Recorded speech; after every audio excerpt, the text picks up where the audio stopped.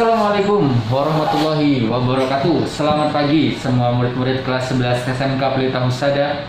Kembali lagi di pelajaran mikrobiologi kesehatan, dan di pertemuan yang ketiga ini adalah pertemuan yang akan kita lakukan untuk menuju ke praktikum. Jadi kita akan lebih spesifik membahas tentang teknik atau tata cara proses pewarnaan yang akan kita laksanakan pada saat praktikum nanti. Dan pada hari ini kita akan spesifik membahas mengenai pewarnaan gram. Oke, pewarnaan gram ini merupakan pewarnaan yang selalu dipakai di laboratorium mikrobiologi klinik dimanapun. Karena apa? Pewarnaan gram ini sifatnya sederhana dan mampu mendiferensiasi atau membedakan jenis-jenis bakteri menjadi dua kelompok besar, yaitu gram positif dan gram negatif. Oke, kita masuk ke materinya ya. Oke. Baik, jadi pewarnaan gram ini penemunya adalah, nama penemunya ya, Hans Christian Gram. Oke, jadi ada seseorang yang menemukan proses pewarnaan, yaitu Hans Christian Gram ini. Kalau misalnya kalian pengen meneliti sesuatu dan menemukan sebuah metode, nah nanti nama kalian bisa dimasukkan di situ ya. Jadi pewarnaan gram ini penemunya adalah Hans Christian Gram. Jadi dia menemukan teknik pewarnaan bakteri, di mana teknik pewarnaannya ini mengelompokkan menjadi dua bagian besar ya. Jadi pewarnaan gram ini membagi jadi dua bagian besar. Yang pertama adalah gram positif, oke, dan yang kedua adalah gram negatif. Oke. Gram positif dan gram negatif ini dibedakan menjadi beberapa hal. Jadi kenapa dibedakan menjadi gram positif dan gram negatif ini? Dibedakan tekniknya menjadi beberapa hal. Yang pertama adalah, oke, pembedanya adalah yang pertama sifat kimianya, oke. Jadi sifat kimia dari struktur penyusun tubuh bakteri, dan juga sifat kimia dari pewarna bakterinya. Oke, jadi kemarin kan kalau pewarnaan itu ada beberapa yang mempengaruhi. Yang pertama jenis bakterinya, lalu juga sifat-sifat kimia dari bakteri atau reagen cat pewarnanya ya. Jadi nanti akan dibedakan jadi gram positif dan gram negatif. Yang pertama berdasarkan sifat kimianya, dan yang kedua berdasarkan sifat fisik. Sifat fisiknya, oke. Sifat fisik ini apa maksudnya? Jadi sifat dari komponen tubuh bakteri utama yang memastikan cat itu bisa diserap atau tidak, yaitu komponennya namanya adalah dinding sel, oke. Jadi dinding sel ini punya peran yang sangat urgent pada saat pewarnaan gram. Karena apa? Dari jenis-jenis dinding sel setiap bakteri inilah nanti kemungkinan besar bakteri akan digolongkan menjadi gram positif atau gram negatif.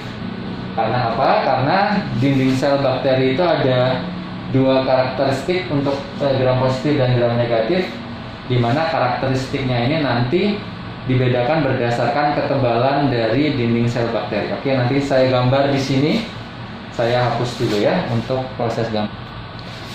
Oke, kita bagi jadi dua. Ada gram positif, ada gram negatif. Sekarang ini misal ya, kita punya bakteri basil, oke, karena dia bentuknya lonjong, bakteri basil. Dan juga kita punya gram negatif yang bentuknya misalnya fokus blood. Lalu kita ambil dinding sel bakterinya. Di sini kita kelupas. Ini kan kita menggambar jadi misal. Kita kelupas dua-duanya ya. Oke. Lalu setelah itu, setelah terkelupas, kita akan lihat komponen kulit dinding selnya ya. Jadi untuk gram positif itu komponen kulitnya, oke. Jadi komponen kulitnya ini memiliki lapisan atas yang tebal. Nah, lapisan ini namanya peptidoglikan. Oke. Jadi ketika ini dicopot misalnya ini ya, maka lapisan atasnya itu tebal untuk gram positif. Itu namanya peptidoglikan ya. Dia punya peptidoglikan kalau untuk gram positif. Sedangkan untuk gram negatif, ketika kita copot bagian dinding selnya, maka selain membran sel, dia di sini tipis peptidoglikannya, kecil. Peptidoglikannya kecil atau tipis, tapi lebih tebal di atas sini. Oke. Ada jaringan lipid lemak.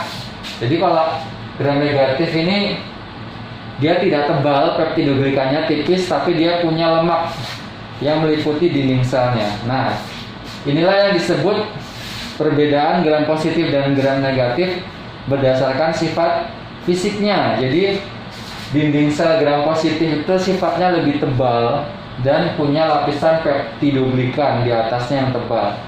Sedangkan untuk gram negatif, sifat dinding selnya tipis, lapisan peptidoglikannya kecil, tipis, dan lebih banyak mayoritas itu jaringan lemak di atas dinding selnya. Nah, ini perbedaan gram positif dan gram negatif berdasarkan sifat karakteristik fisiknya. Oke. Nah, kita akan masuk membedakan gram positif dan gram negatif berdasarkan sifat kimiainya sekarang ya. Ya, saya sebentar. Oke, baik. Jadi tadi sudah kita bedakan mengapa bisa dibedakan antara gram positif, bakteri gram positif dengan bakteri gram negatif melalui dinding selnya, di mana gram positif itu memiliki dinding sel yang kaku dan keras karena peptidoglikannya tebal. Oke, ini ya. Jadi peptidoglikannya tebal.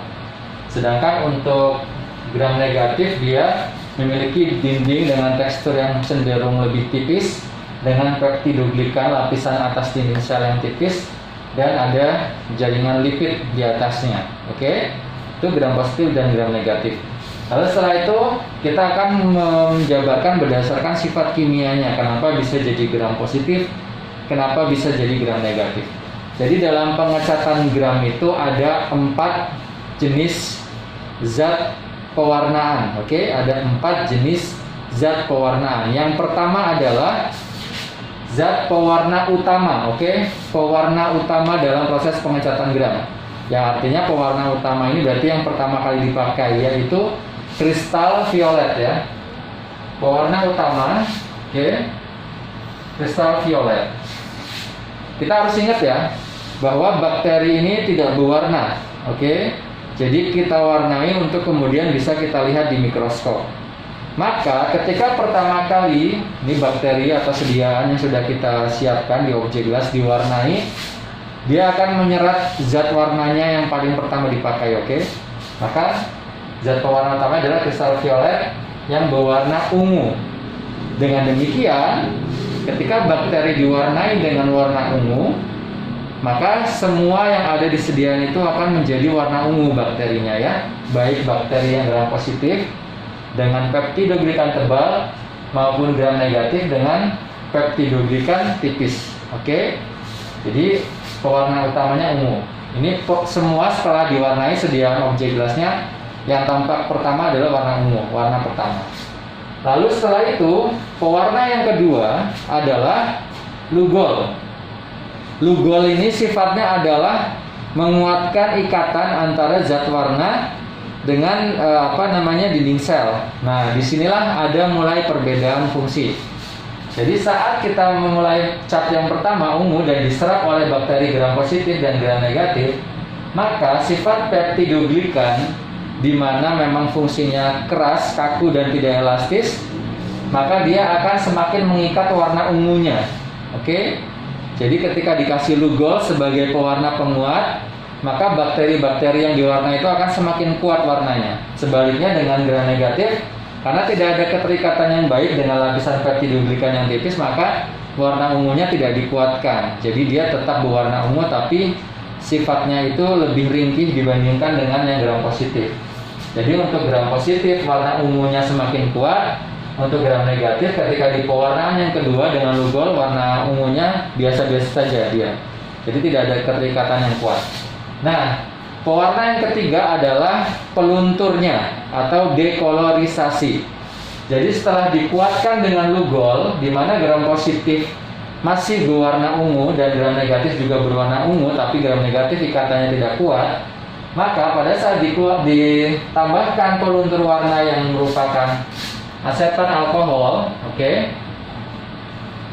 aseton alkohol, maka nanti warnanya akan jadi luntur, Yang tadinya gram positif dengan ikatan peptidoglikan yang kuat merekat di dalam membran selnya, maka dia tidak luntur nih. Dengan peluntur warnanya tetap masih ungu, gram positif warnanya tetap masih ungu. Tapi yang tadi saya sampaikan, di mana gram negatif dengan peptidoglikan tipis, maka warna ungunya akan luntur dengan proses pelunturan warna oleh aseton alkohol. Jadi di sini nanti jadi beda nih. Kalau gram positif tidak luntur, warnanya masih ungu, gram negatif menjadi luntur, yang artinya yang tadinya masih safe, masih simpan warna ungu dari kristal violet, warnanya jadi hilang. Jadi kembali lagi bakterinya menjadi tidak berwarna. Nah, ini mulai ada perbedaan di situ ya secara kimiawi. Gram positif di pewarnaan ketiga safe warna ungu. Di pewarna ketiga untuk gram negatif sudah tidak berwarna lagi alias luntur warnanya. Nah, baru cat atau reagen yang keempat untuk pewarnaan gram yaitu pewarna pembanding. Pewarna pembanding. Jadi nanti ada namanya karbol fuksin. Karbol fuksin ini warnanya merah. Nah, kita udah tahu nih tadi nih, dari pewarna ketiga gram positif warnanya masih ungu, tidak luntur. Tapi gram negatif warnanya hilang ungunya, jadi sudah tidak berwarna lagi. Ingat, sifat bakteri dia tidak berwarna. Tapi ketika sudah diwarnai, maka dia hanya mampu menyimpan satu zat warna. Oleh karena itu, ketika diberikan pewarna pembanding, di mana di sini warnanya karbol fuksin adalah merah, maka nanti di situ yang gram positif tidak menyerap warna merah, alias masih tetap berwarna ungu. Sedangkan gram negatif karena sudah tidak berwarna, dilunturkan oleh pewarna ketiga, maka gram negatifnya menjadi warna merah. Nah, pada akhirnya bisa dibedakan bahwa gram positif pada akhir pengecatannya akan berwarna ungu, sedangkan gram negatif pada akhir pengecatan akan berwarna merah. Nah, ini dia yang membuat kita bisa membedakan gram berdasarkan sifat kimianya. Jadi interaksi setiap cat pewarnaan itu setelah diproses demikian rupa hingga menjadi warna apa, nah itulah pembedanya menjadi gram positif dan gram negatif. Basically dasarnya adalah dinding peptidoglikannya, sifat fisiknya ya. Kalau dindingnya tebal maka dia hanya mengikat satu warna ungu ini dan semakin dikuatkan tidak luntur dengan aseton alkohol. Baru setelah itu di warna pembanding dia tetap hanya saving warna ungu saja, cuma satu warna, itu gram positif. Gram negatif simpan warna ungu, setelah itu dikuatkan tapi tidak bisa karena peptidoglikannya tipis dan banyak jaringan lemak. Pada saat peluntur warna digunakan aseton alkohol, maka lemaknya jadi lepas, lalu setelah itu warna ungunya juga terlepas, luntur sehingga tidak berwarna. Kemudian diberikan pewarna pembanding karbol fuksin yang berwarna merah, sehingga saat itulah warna gram negatif berubah menjadi warna merah. Nah, inilah kunci dari proses pewarnaan gram baik secara fisik maupun secara kimia. Jadi kita harus bisa menjelaskan ini sebagai prinsip ya, prinsip pewarnaan gram. Apa itu prinsipnya? Itu tadi penjelasannya, dari mulai bagaimana bakteri secara sifat fisiknya, apakah dia gram positif dengan dinding peptidoglikan yang tebal atau dia gram negatif dengan dinding peptidoglikan yang tipis beserta jaringan lemak di atasnya. Nah, nanti baru dikaitkan lagi dengan proses pewarnaannya. Ada kristal violet, lalu setelah itu ditambahkan dengan Lugol sebagai penguat, lalu habis itu ditambahkan lagi dengan aseton alkohol sebagai peluntur warna, dan yang terakhir adalah pewarna pembanding yaitu karbol fuksin yang berwarna merah. Kalau gram positif dia saving warna dari pertama, tidak luntur oleh alkohol, hanya warna ungu yang disimpan. Jadi warnanya ungu karena peptidoglikannya tebal. Tapi kalau gram negatif, karena peptidoglikan tipis dan banyak lemak, simpan warna ungu di awal, dikuatkan oleh lugol tidak bisa mengalami keterikatan yang baik, dilunturkan oleh asetan alkohol, maka jaringan lemaknya tergerus, warna ungunya keluar sehingga tidak berwarna lagi bakterinya. Ditambahkan dengan karbon fusin sebagai pewarna pembanding yang warna merah, bakterinya saving lagi warna merah. Jadi gram positif warnanya ungu, gram negatif warnanya merah. Nah, itu adalah prinsipnya. Kita masuk ke tata cara pewarnaannya. Kita hapus dulu ya. Oke, baik, kita masuk ke apa saja alat dan bahan yang dipakai dalam pewarnaan gram. Sambil duduk ya. Oke, jadi dalam pewarnaan gram ini sendiri ada alat-alat yang sederhana dan bahan yang juga tidak begitu kompleks ya. Biasanya bahkan pewarnaan gram itu malah sudah ada dalam satu paket begitu. Cuman saya kurang tahu di sekolah kita apakah tersedia. Kalau tidak berarti nanti ya kita siapkan satu persatu. Oke, yang pertama yang jelas kita selalu menyediakan objek gelas ya. Objek gelas untuk membuat sediaan. Objek gelas ini harus bersih, bebas lemak. Habis itu tidak dipakai berulang, jadi harus masih bagus. Kalau misalnya nanti di sekolah jelek, maka ya kalian coba urunan aja, beli di toko online, Tokopedia, Bukalapak, beli objek gelas yang masih bagus ya. Oke, selanjutnya adalah ose. Ose ini nanti tujuannya untuk mengambil sediaan. Oke, jadi kita pakai ose. Lalu habis itu ada lampu spiritus. Lampu spiritus dipakai untuk proses fiksasi.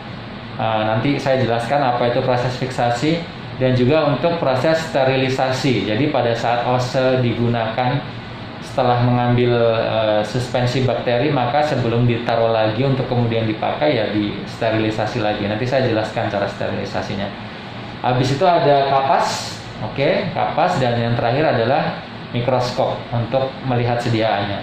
Lalu untuk bahan-bahannya sendiri yang jelas kita butuh pewarnaan gramnya ya. Jadi pewarnaan gramnya jangan sampai lupa. Ada 4 pewarna. Yang pertama adalah pewarna utama yaitu kristal violet berwarna ungu. Pewarna kedua adalah lugol untuk menguatkan ikatan zat warna. Lalu setelah itu yang ketiga peluntur warna yaitu aseton alkohol. Oke. Jadi untuk melunturkan warna supaya terjadi diferensiasi atau pembedaan antara gram positif dan gram negatif tadi. Lalu setelah itu pewarna pembanding yaitu karbon fusin yang berwarna merah. Biasanya ada sudah dalam satu paket, tinggal pakai. Ada juga yang harus cari satu persatu. Nanti kita lihat di laboratorium sekolah. Lalu setelah itu alkohol 70% ya, alkohol biasa. Setelah itu adalah suspensi bakterinya untuk proses praktikum. Jadi suspensi bakterinya harus kita siapkan gitu ya. Spesimennya apa ya terserah nanti kita. Ada sih di sekolah seperti nanti bisa dipakai. Oke, kita lanjut mulai dari alat dan bahan. Setelah itu adalah cara kerjanya. Oke, yang pertama kita harus membersihkan objek gelas yang kita mau pakai ya. Jadi bersihkan objek gelas dengan alkohol 70% dan kapas. Oke, alkohol 70% dan kapas. Oke. Nah, gimana caranya? Jadi pastikan bahwa objek gelas yang mau kita pakai itu bersih baik permukaan atas maupun bawah. Jadi nanti saya mencontohkan aja ya. Oke. Nah, misalnya anggap saja ini objek gelas ya. Jadi permukaan atasnya itu kita pakai kapas, kita basahi dengan alkohol 70% kapasnya, lalu dibersihkan. Tujuannya adalah untuk menghilangkan lemak-lemak yang menempel atau kotoran-kotoran yang ada dan mempersulit pada saat proses pembuatan. Jadi kita bersihkan, dan kalau sudah dibersihkan jangan dipegang lagi di bagian permukaannya ya. Jadi memegangnya adalah di bagian pinggir-pinggirnya seperti ini atau pinggir bagian sisi yang memanjangnya ya. Nah, ini kita sudah punya objek gelas yang siap pakai yang sudah dibersihkan. Itu adalah tahapan yang pertama. Oke, baik. Setelah kita sudah siapkan objek gelasnya sudah bersih, maka tahapan yang selanjutnya adalah kita menyiapkan lampu spiritus, oke. Lalu setelah itu sediaan suspensi bakterinya dan ose. Jadi kita posisikan ketiganya itu ada di depan kita. Sediaannya sudah dibersihkan, lampu spiritus yang sudah dihidupkan, ose yang akan dipakai, lalu setelah itu suspensi bakteri, ya, sediaan bakterinya. Jadi itu sudah ada di depan kita dan nggak bingung, jadi masih ada di mana osenya, masih ada di mana sediaannya, jangan seperti itu. Kita posisikan sudah ada di hadapan kita semuanya. Jadi lampu spiritus sudah hidup, ose sudah siap dipakai, sediaan sudah dibersihkan, objek gelasnya maksudnya, dan sediaan bakteri yang sudah siap dipakai. Itu ditaruh di depan kita semuanya. Nah, lalu setelah itu kenapa kita harus memastikan bahwa spiritus lampunya sudah hidup dan ada di depan kita? Jadi ada beberapa fungsi. Yang pertama, ini akan mengingatkan kita dalam proses bekerja itu harus selalu memperhatikan sterilisasi. Karena apa? Ketika lampu spiritus kita hidupkan di depan kita, maka setengah lingkaran di depan kita itu menjadi ruang kerja kita, ya. Jadi lampu ini juga menghindari adanya kontaminasi dari debu udara yang ada di sekitaran ruang kerja kita, di atas kita. Lalu setelah itu juga mengingatkan kita agar selalu mensterilkan ose yang setelah kita pakai atau sebelum kita pakai. Jadi lampu spiritus itu harus selalu hidup di depan kita untuk proses bekerja. Oke. Lalu yang keempat adalah panaskan ose sampai pijar, lalu diamkan sampai dingin. Oke. Jadi ose yang mau dipakai itu yang ada di depan tadi di samping lampu spiritus kita bakar sampai pijar. Maksudnya apa pijar itu? Sampai benar-benar kawat osenya berwarna merah panas. Itu tandanya nanti disterilkan dan sudah dibakar sampai pijar, lalu didiamkan sampai dingin, berarti dia sudah siap pakai. Jangan lagi pijar-pijar, lagi panas-panas, tidak sabar langsung main dicelup aja ke suspensi. Itu nanti ya bakterinya mati, malah tidak bisa dipakai, ya. Jadi dibakar dulu sampai pijar, diamkan sampai dingin, baru kemudian dipakai, ya. Nah, yang kelima, ambil suspensi bakteri secukupnya, lalu teteskan di objek gelas. Oke. Jadi setelah diam, pijar, dingin, dicelup osenya ke dalam suspensi bakteri, diambil beberapa tetes, dipindahkan ke dalam sediaannya, ya, ke dalam objek gelasnya. Ambil suspensi bakteri, ini udah disterilin ya osenya, ya, diambil, diteteskan ke objek gelasnya. Oke. Dibayangin dulu aja di kepala pokoknya lah, ya, beberapa tetes. Nah, ini maka sudah berpindah nih antara suspensi sediaan menuju ke dalam objek gelas. Jadi udah berpindah, ya. Nah, itu tahapan yang kelima. Kita masuk ke tahapan yang keenam. Oke, tahapan yang keenam adalah ratakan suspensi ke permukaan objek gelas. Oke. Jadi pada saat masih ditetes itu kan bentuknya masih encer dan cair, ya. Maka kita ratakan ke permukaan.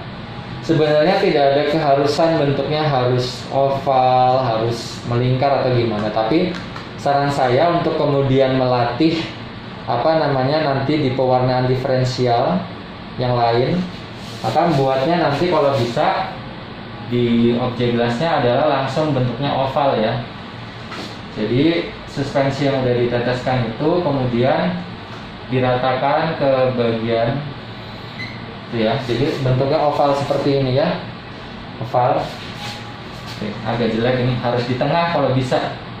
Jadi ini permukaan objek gelas, lalu bentuknya oval seperti ini, ya, di tengah. Nah, nanti ditunggu kemudian sampai kering. Karena sifat suspensi ini encer, maka nggak usah banyak-banyak.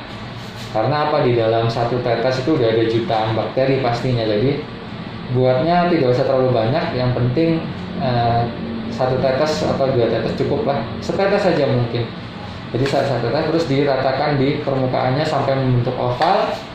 Nah, sampai di tahapan ini kemudian selanjutnya, oke, saya hapus dulu. Oke, setelah sudah dibuat oval di objek gelasnya, sediaan yang diteteskan tadi, kita diamkan hingga kering ya. Setelah sudah kering, kita fiksasi di atas nyala api. Jadi nanti ada api spiritus yang masih di depan kita itu. Oh iya, ada satu alat lagi, berarti namanya penjepit ya. Tang penjepit ya, biasanya dari kayu. Nanti kita jepit objek gelasnya, lalu setelah itu dilewatkan, difiksasi di atas nyala api selama 5 sampai 7 kali. Ini anggap lah ya gambarnya biar lebih ini. Kita sudah punya sediaan yang kering. Setelah itu kita jepit dengan alat penjepit ya sediaannya. Oke. Nah setelah itu ini ada nyala api dari spiritus.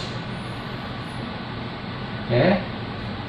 Nah ini kita lewatkan bolak-balik ya 5 sampai 7 kali.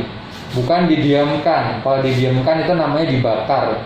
Tapi ini dilewatkan di atas nyala api spiritus 5 sampai 7 kali. Jadi kalau saya analogikan misalnya kayak ini aja deh.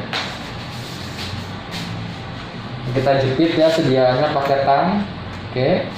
Ini ada nyala spiritus yang api yang masih nyala. Setelah itu kita lewatkan di apinya ya 5 sampai 7 kali. Oke. Bukan diam aja di sini dibakar. Ini namanya dibakar, gosong nanti ya. Jadi dilewatkan aja. Nah, apa sih fungsi dari hal itu gitu? Untuk apa? Ngapain? Tujuannya adalah untuk merekatkan lapisan dinding sel bakteri dengan objek gelasnya. Jadi yang sudah kita buat tadi yang bentuknya oval itu direkatkan sama objek gelas semakin rekat, jadi nggak luntur atau nggak lepas dari objek gelas pada saat nanti diwarnai.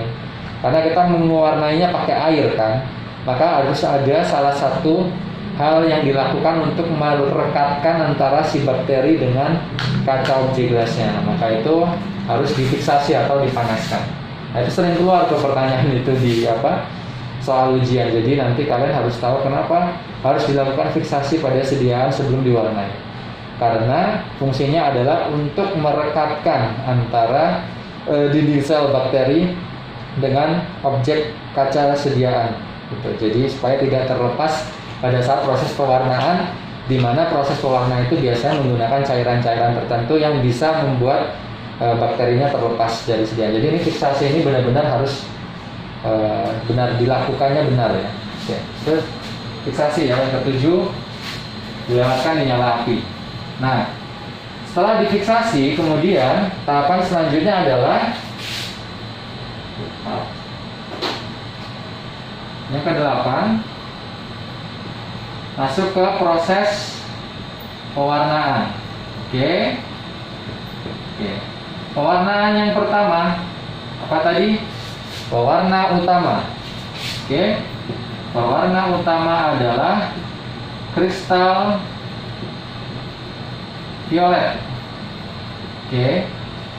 Jadi untuk pewarna utama ini kristal violet, kemudian kita genangi di atas bagian sediaan tadi ya, objek gelasnya. Habis itu diteteskan pakai pipet tetes. Oke. Diteteskan pakai pipet tetes ke sediaan ini kristal violetnya ya. Ya, jadi kristal violet sebagai pewarna utama dilakukan sebagai yang pertama pada saat proses pewarnaan. Kristal violet digenangi sampai ke bagian sediaan dengan rentang waktu 30 detik ya. Oke. Warna utama kristal violet 30 detik. Nah, setelah itu maka setelah diwarnai dengan kristal violet, masuk untuk pewarna yang kedua. Jadi menuju yang kedua ini ditiriskan dulu ya. Ada proses pentirisan. Jadi harus dibuang dulu cairan kristal violetnya, dibuang. Oke. Lalu setelah itu yang kedua adalah masuk ke pewarna penguat. Apa tadi? Oke. Penguat warna adalah lugol ya. Tujuannya tadi ya, kalau misalnya dia gram positif maka semakin kuat ikatannya, tapi kalau misalnya gram negatif dia tidak berfungsi apa-apa. Nah ini penguat warna ini kita masukkan setelah tadi yang pertama ya.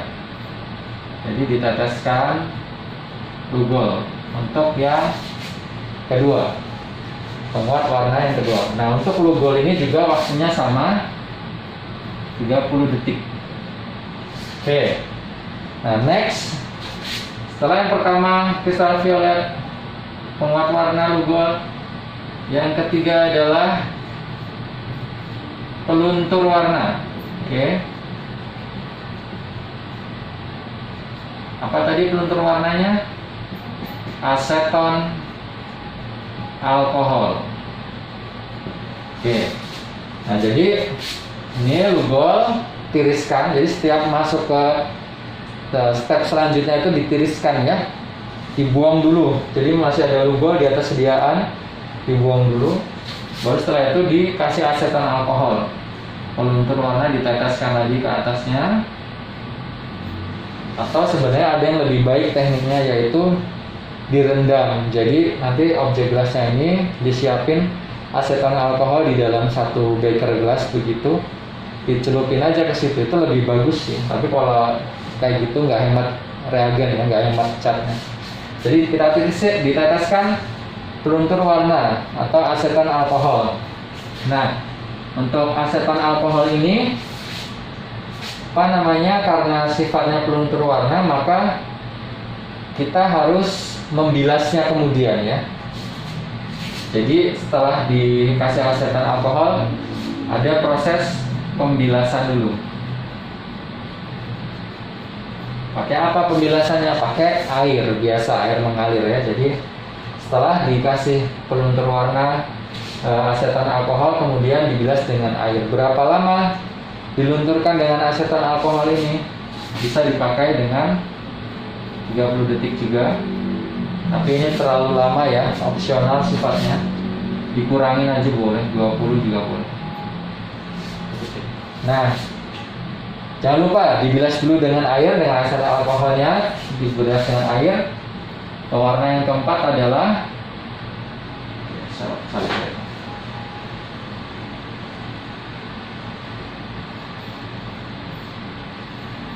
pewarna pembanding. Oke. Pembanding tadi adalah karbol fuksin. Ya. Oke.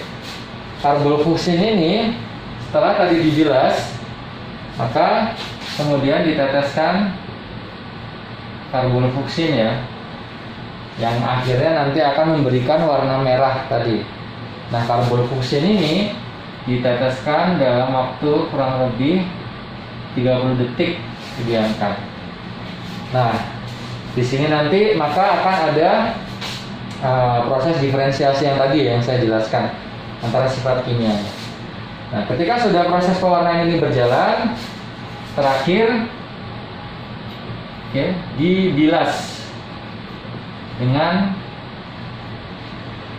air mengalir ya. Dibilas dengan air mengalir. Nah, dibilas dengan air mengalir. Setelah itu baru terakhir diamkan hingga kering. Setelah kering, baru setelah itu kita baca di mikroskop. Oke. Nah, itu adalah tahapan dalam proses pewarnaan gram. Jadi ada step by step yang harus dilewati, dan semua murid-murid harus melaksanakannya dengan benar. Karena kalau ada kekeliruan, biasanya kita jadi false, nanti false positif, false negatif. Oleh karena itu, harus benar-benar spesifik tahapan-tahapan ini dijalankan. Oke. Sebagai tugas untuk semua murid-murid adalah untuk persiapan praktikum nanti, tugasnya membuat tata cara kerja untuk pewarnaan gram. Oke. Ya, tadi yang saya jelaskan ini silahkan dibuat. Nanti di dalamnya harus meliputi beberapa hal, bukan hanya cara kerjanya saja ya. Harus meliputi yang pertama prinsipnya, oke. Prinsip pewarnaan gram yang pertama tadi saya jelasin itu ya, kenapa bisa jadi gram positif, kenapa bisa jadi gram negatif, secara sifat fisik gimana, secara sifat kimia bagaimana. Ini prinsip. Yang kedua adalah alat dan bahannya. Yang ketiga adalah cara kerjanya.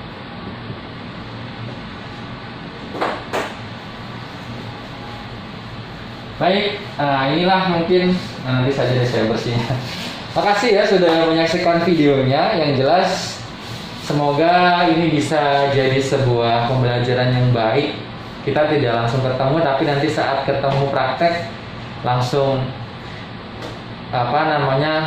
semuanya go gitu, bisa melaksanakan dengan benar. Jadi tolong diperhatikan dengan baik. Sekali lagi, bismillah, salin yang baik ya, dicatat dari penjelasan-penjelasan saya.